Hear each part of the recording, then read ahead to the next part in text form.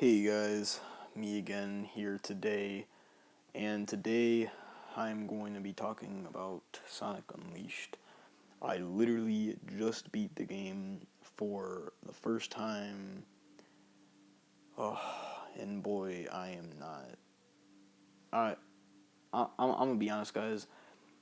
I did not really enjoy this game that much, honestly. I mean, there I might have to make a part two because I have so much I need to say about this game. All right, but first of all, before I start saying the things I don't like about this game, which is a lot, let me talk about the things I do like. So the things I do like are the story, love the story, the music, love the music, and the graphics are amazing. This is one of the best looking video games I've ever seen, and is still one of the best looking video games I've ever seen. It came out in 2008, so yeah. And of course, the daytime levels, those are really, really fun, but not all of them. In fact, let's go on ahead and talk about those daytime levels first. The daytime levels are easily, without a doubt, the best part about the game, and honestly, some of them are not that great. The only ones that I really love a lot would have to be Windmill Isle Act 2, Savannah Citadel, Rooftop Run, and Jungle Joyride, I believe. In fact, Jungle Joyride is probably my favorite boost level out of any Sonic game I played so far. So that's the good things. But we got a lot more of the bad things to talk about. So the other thing, the other day stages, other than the ones I just mentioned, are honestly not that great. I mean, Cool Edge and Dragon Road can be really fun, but honestly, there are times where they're just not. Like Cool Edge can be a pain. Dragon Road can be a pain because of the spinning things at the end. I know a lot of you guys probably love that level, and most of you probably love this game. But yeah. Anyway, so yeah. Again, Delos are obviously the best part about the game. They're pretty good for the most part, but also Arid Sands easily the worst day level in the game. I know that that's a very common opinion that most people have. I'm pretty sure Empire City Day as well. I'm not a really huge fan of that. I think it's good. I don't think it's great. Windmill Isle Act 1, that level was like less than a minute. That's literally shorter than a Sonic Forces level, so we're not even going to talk about that. But yeah, so daytime levels overall pretty good, but I would easily prefer the modern levels in Sonic Generations over the daytime levels in this game because they're just, most of the ones in Sonic Generations are just most modern levels in Generations are better. The level design's way better. Yeah, and now let's talk about the obvious elephant in the room, the Werehog. Guys, I'm sorry. I tried to get enjoyment out of the Werehog, but I just can't, dude. Like, I cannot. I just can't. And I did actually enjoy the Werehog at first. I did enjoy it at first. But over time, it just got so boring and repetitive and just downright BS. Oh, like, ugh. All the Werehog levels take at least 10 to 15 minutes your first time playing, which is too long. And the combat, if the Werehog did not have combat, or if the Werehog was stronger, or the enemies were weaker, then I would probably like the Werehog like way more. But because that's not the case, I have a problem. Like, ugh, man, dude.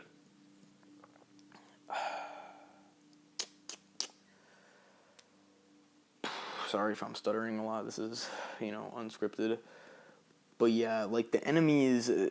Also, you gotta hear that same battle theme every single time you encounter an enemy, which is at least 3 times in the level, which means you gotta hear that theme like 3 times, at least 3 times in every single level, and you gotta fight so many enemies, and their health bars are like massive, dude. Like they're huge. Their health bars are huge. Like every enemy takes at least 4 to 6 hits, and sometimes there are these big enemies. I think they're called like Titans or something that take like around 10 to 12 hits or something, and it's like, oh, it's so. And usually the levels that have those big Titans that take like 10 to 12 hits, usually the levels that have those, there's usually like 2 or 3 of them in the same level when there's already a bunch of enemies that already take 4 to 6 hits to beat, and the enemies that take 4 to 6 beat, you usually gotta fight like at least 5 of them at once. And yeah, dude, like, and the thing is, the werehog is easily the worst part about the game, and it sucks so bad, and it takes up over half of the game.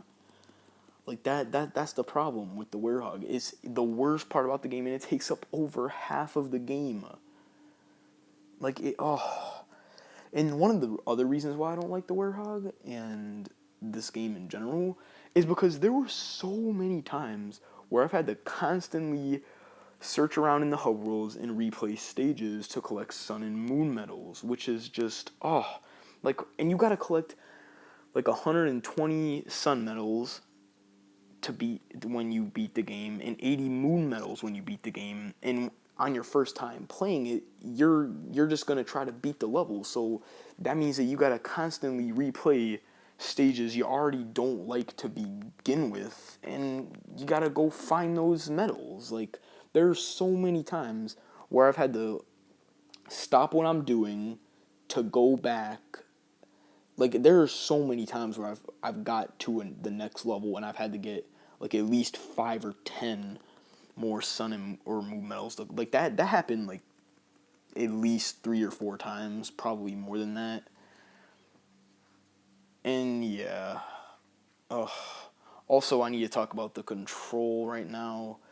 The control for Sonic is not very good in this game. He controls way better in Generations. Like, he's way too slippery. Like, he instantly reaches top speed, which is insanely fast, even without boosting, just by holding forward on the control stick for like 3 to 5 seconds. And he like, oh, his speed is way, like, it's too much, dude. It's too much. Like, the control is not very good. Also, sometimes the controls can be like unresponsive, like especially when the for the werehog. Like, when I'm playing with the werehog, like in certain levels, when you know how you need to press like the B button to grab onto something and a reticle is supposed to show up, and there were so many times where I've tried to do that, and then like it literally doesn't work. Like, I'm literally pressing the button at the right time, and it's like not responding. Like, seriously, dude. Like, oh my god. Like, the controls can be very unresponsive, especially in Eggman Land toward the end of the game. That, oh, I need to talk about that right now. Actually, the end of the game. Well, actually, before I do that, I'll talk about the bosses. But yeah. Also, I forgot to mention the homing attack is on the same button as the boost button. Like, why? Like, literally every game before Unleashed that had the homing attack, it was on the same button as the jump button. In this game, it's on the X button, the same button, the boost, which means there's gonna be many times where you're gonna want a homing attack, but then you air boost instead. Like, you'll die so many times from that. Like, it's really annoying. Also, the game is way too long, especially because you gotta constantly go back and collect sun and moon medals. And the bosses are not that great, honestly, especially the werehog ones. Those are easily the worst ones, honestly. I mean, they're kind of fun, but they can be just really long and kind of hard to do. Also, there's something in this game called quick time events. I'm not really going to explain that. You guys already know what that is. And sometimes those can be complete BS because sometimes you don't have enough time to press the button, and sometimes again with the unresponsive controls, you can literally be pressing the right button and it won't register. Like you will literally be pressing the right button at the right time before the time runs out, and it literally won't respond. Like it's happened so many times, dude. And yeah, it's oh my god. Also, let's talk about the end game. Toward the end of the game, the end of the game is just absolute bullshit. It it's so bad. Like you go from Jungle Joyride Day, literally the best boost level in the whole series, to frickin' the Egg Moray, and then Eggman. Well, you do the Tornado Defense 2, and then there's Eggman Land. Eggman Land is you guys already know that stage is so bad, dude. That stage, I've died way too many. Like I've died at least 20 to 30 times on there. Like I can't even tell you how many times I've died on there. And the controls, again, the controls being unresponsive in Eggman Land especially, though that's where it is the most. You know, the controls can be very unresponsive, especially during the quick time events. Like the controls can be very unresponsive in that level. And yeah, also that level is just way too long. Like even if you're a god at the game, it'll still take you at least 12 to 20 minutes, which again, that's too long. And there's just a lot of BS in that level. Like that level is just way too long and hard. Like people always complain about, like in the classics, they complain about Labyrinth Zone, Scrap Brain Zone, Metropolis Zone, Oil Ocean Zone, Sandopolis. Like, dude, Eggman Land is only one level, and it's significantly longer and harder than all those other levels I just mentioned combined. Like, it's just, oh, I don't like it, dude. It's just, I do not like it. Now, let's talk about after that. I might have some more to say about Eggman Land later. But after that, the Egg Dragoon. Oh boy, the Egg Dragoon. The Egg Dragoon is good. That's actually probably one of the best bosses in the game. I really like it. I prefer the one in Generations more, but eh. And now let's talk about after that. So after Egg Dragoon, then you fight Dark Gaia, and then you fight Perfect Dark Gaia. Both of those bosses suck. They suck so bad. Like Perfect Dark Gaia is so bad. With the Gaia Colossus section, it's so bad because the punch is so the block. Let's talk about that. The block button does not do anything, bro. It literally does not do anything. Like you're going to, if you block, you're going to get hit. Especially when Dark Gaia fires that laser at you. That laser, I'm 99% sure that laser is impossible to avoid. I've tried many times. I've heard other people say that they can't avoid it. I'm pretty sure that laser is absolutely impossible to avoid.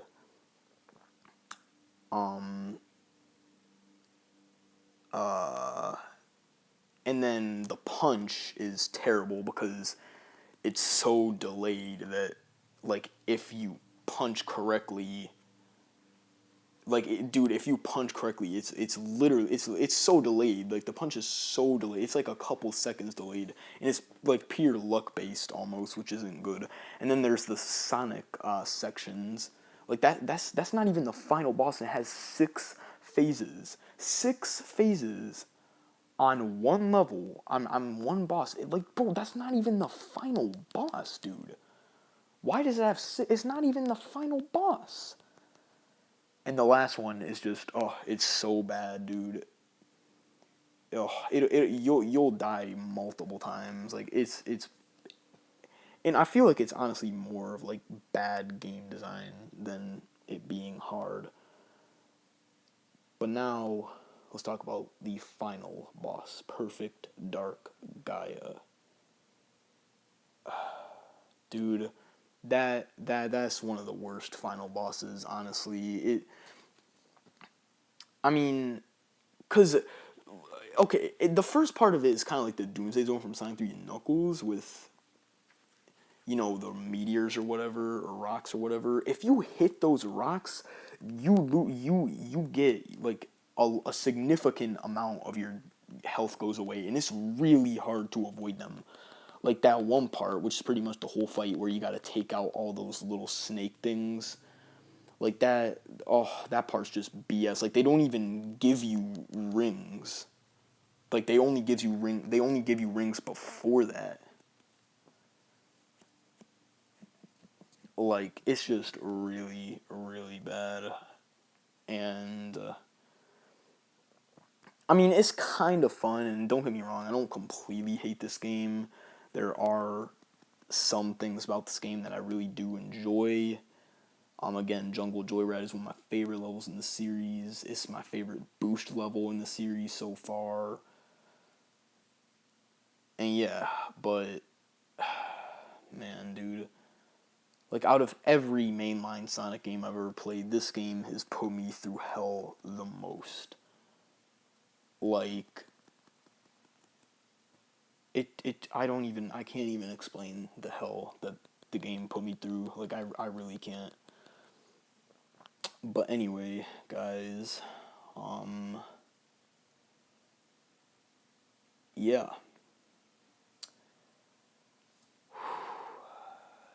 It's just, guys, I'm sorry. I tried to love this game, but I really can't. Like, I can't believe that this is one of the most praised Sonic games ever. Like, dude, the day stages are literally the only good part of it, in my opinion.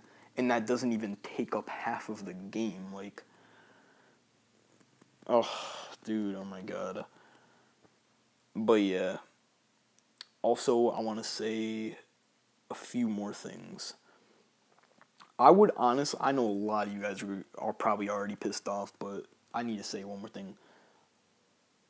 I would honestly rather play Sonic Forces than this game. I know a lot of you are gonna be pissed off about that. You're probably like, "What? How is that even possible?" Okay, well, even though the daytime levels in this game are overall better than Sonic Forces as a whole, Forces is a much shorter, easier, and less frustrating experience. Like, even though Classic Sonic and Forces is nowhere near as good as he is in Generations, in fact, Forces in general is nowhere near as good as Generations, or the custom character isn't that fun, it's still a lot better than the Werehog. And at least in Sonic Forces, you don't gotta constantly replay the same levels over and over and over again to collect some stupid medals just to move on to the next one. But yeah, maybe one day I'll like the game a lot more, but for now, this is my opinion. So, what do you guys think? Thank you guys so much for watching. Please remember to comment, like, and subscribe. I'll see you guys next time. Bye.